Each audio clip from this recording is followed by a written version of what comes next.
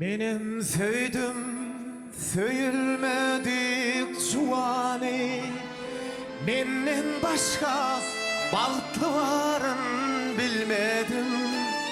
Yönümde ayasına dostlarımı Söyle hakta söküdüğünü dinledim.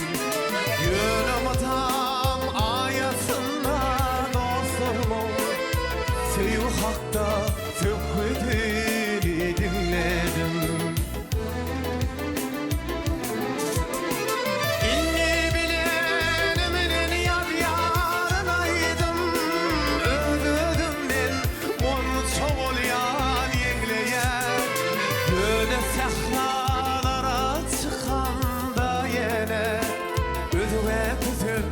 Aydımını dinleyen Yönü sehralara çıkanda yine Özüme güzel aydımını dinleyen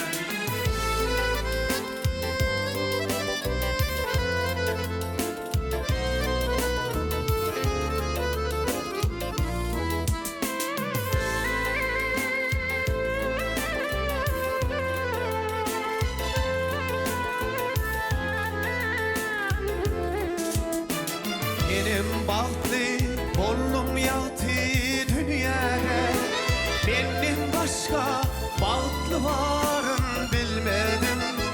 Yönü o başına dünyanı unuttum, bahtlılarım söküldü